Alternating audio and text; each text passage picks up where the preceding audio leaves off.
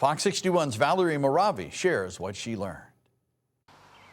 Well, for many people living near Tweed, concerns about traffic, noise, and parking are nothing new. And tonight, airport officials met face-to-face with people to discuss those issues, share project updates, and answer any questions about what's next.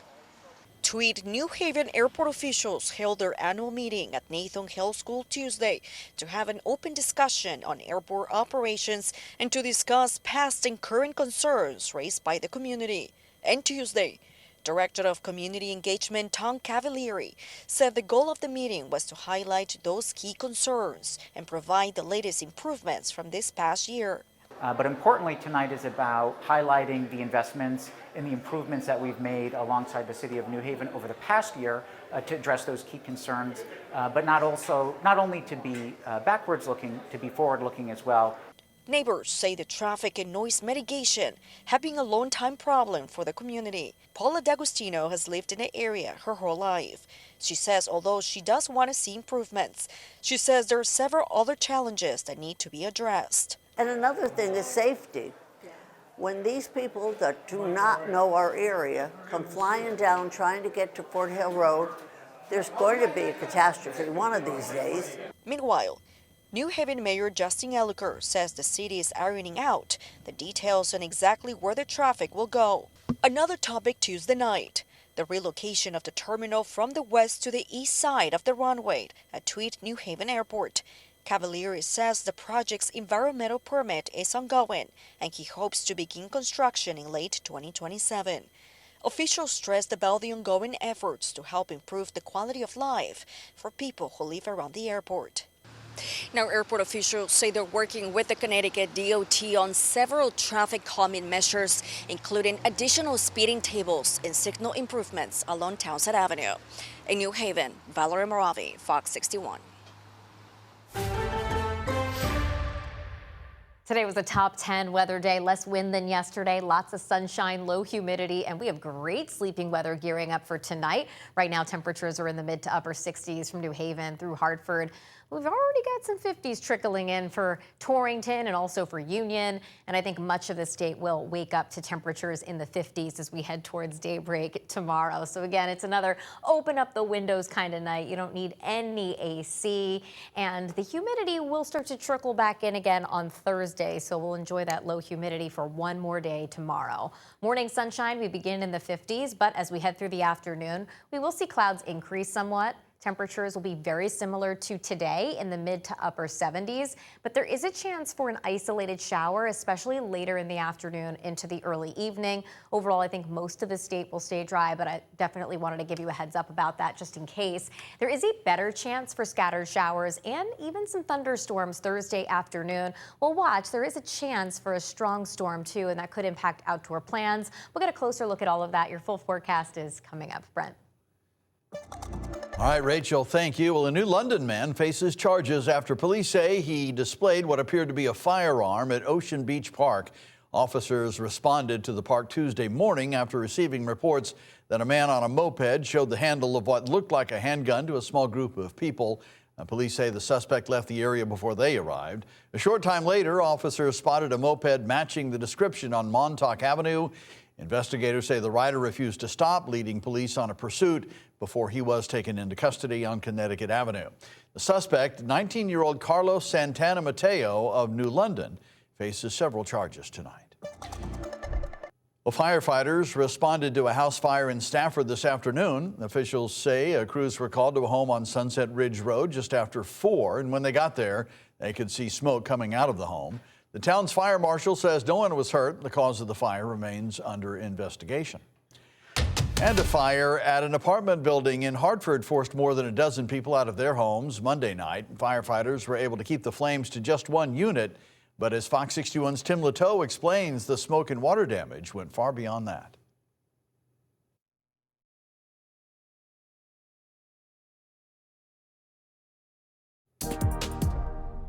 All right, sorry about that. Clearly you have a problem. We'll try to get back to that story a little later in the newscast. All right, a woman faces charges tonight, including manslaughter following a deadly crash on the Aragoni Bridge in Portland.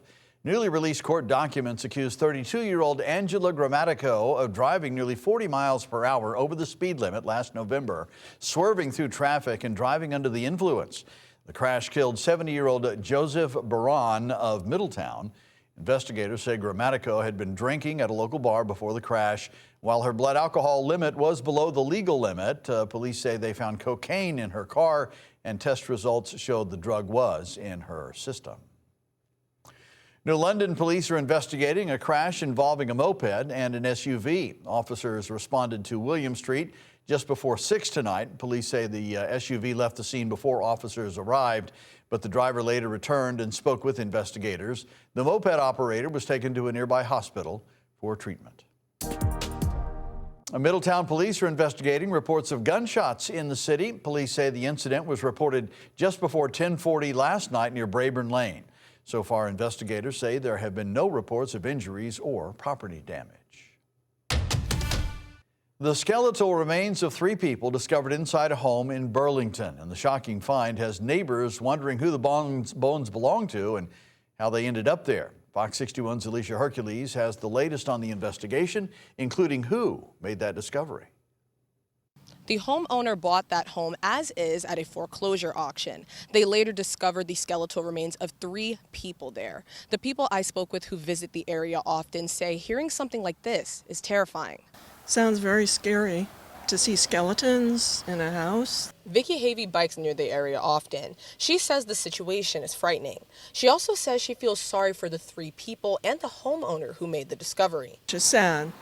Very sad. State police say troopers responded to the home on Stanwich Lane for reports of human remains found inside the home. Investigators say a new home buyer bought the home as is at a foreclosure auction.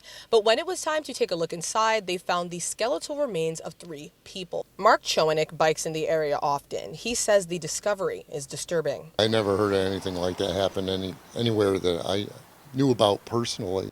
The remains have not yet been identified, and the cause of death is still under investigation. Police believe this was an isolated incident and say there's no active threat to the public.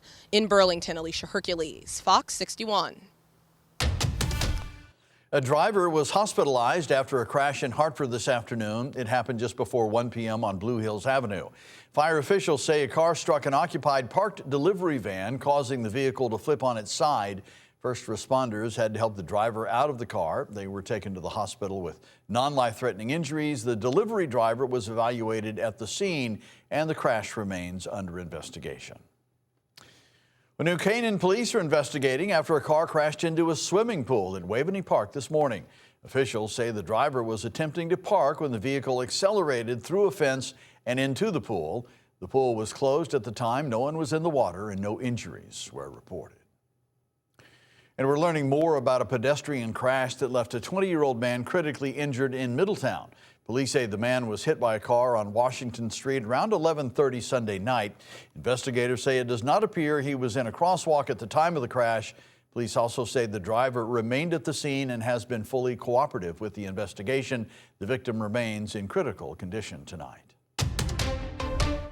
And developing tonight, the FBI says it and its law enforcement partners disrupted a plot targeting this past weekend's UFC Freedom 250 event in Washington, D.C. Authorities have released few details about the investigation so far, but say the threat was identified and stopped before the event took place. Jared Halpern has more from Washington. The FBI says it busted an attempted terror attack on Sunday's UFC America 250 event at the White House. Court records show the plot involved small drones carrying explosives hitting buildings near the event.